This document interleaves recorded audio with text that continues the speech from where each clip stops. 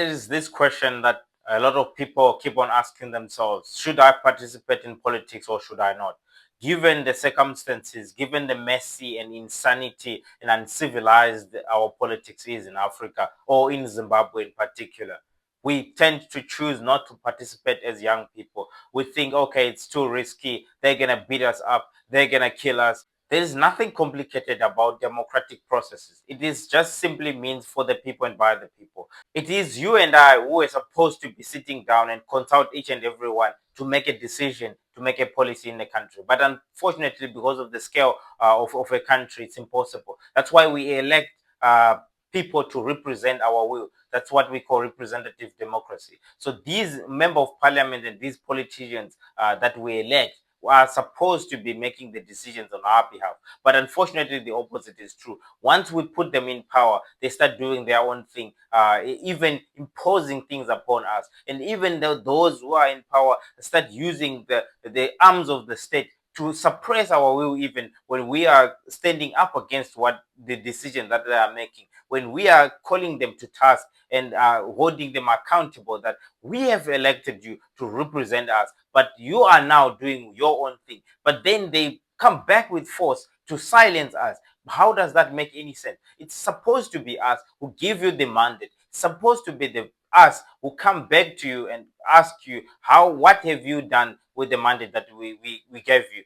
But if we stand up and start asking accountability from them, requesting that they be accountable for what they have done, they start beating us up, which means it's no longer a democracy. And we cannot run away from it. We cannot ignore it. We have to make sure this is changed. We have to make sure we sanitize our politics. So many people choose to stay away from this because the politicians have, in Africa specifically, in Zimbabwe specifically, they have chosen to take a different route, to abuse the people, abuse the power that we have given them as a people. But let me tell you one thing: you cannot ignore politics. You cannot ignore politics and assume that I'm just going to focus on my life and then build my own life. It doesn't work like that. Politics affect every single thing that you do in your life, every single day. So for you as a person, as an individual, to think that you can just focus on your life and ignore politics is an illusion. It's delusional, because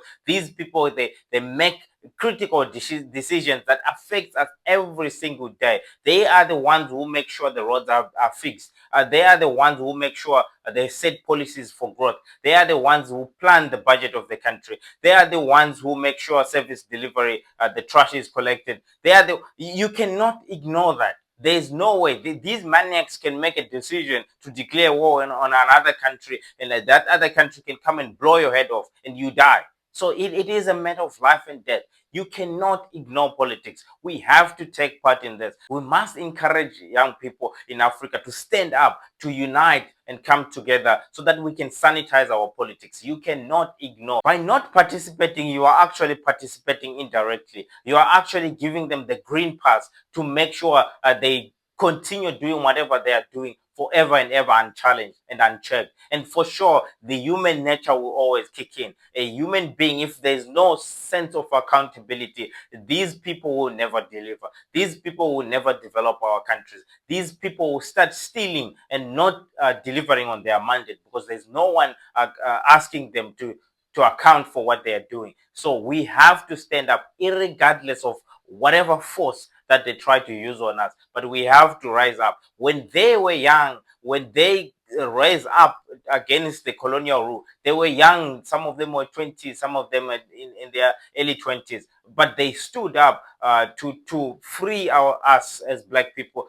Today, we keep on calling for young people to also raise up and liberate ourselves, because these tyrants have taken a different direction to politics and unsanitized our politics and uncivilized our politics. By not participating, you simply means they can do whatever they want, and those very decisions that they make without you participating in it, without you putting your impact on it, without you being involved in it, without you choosing and selecting those who are supposed to be making the decisions on our behalf. It simply means they're gonna make those decisions, and you are the one who are going to suffer. And they will continue on and on and on, and nothing will ever happen. It's an illusion to think that you will ever ignore politics. Politics is everything that we live. Everything that happens to us on a daily basis is all directly influenced by politics. So stop ignoring politics. You have to participate in as much as they use force, in as much as they rig the election and steal election and undermine the democratic processes. But you and I, we still have a duty to make sure this is resolved. You hear them unashamedly be proud of the rural vote and saying our support is very strong in the rural areas. Yes, it is, because this is where the most uneducated and most uninformed people, the most disadvantaged part of the society lives, because those people have no access to education, to proper education. They have no access to information. They do not have cell phones. They do not have access to watch this video that I'm making right now, because they don't have data. They don't have access to the internet. These politicians are preying on the most vulnerable sect of the society, and this goes on unchallenged, because you and I are not taking our part.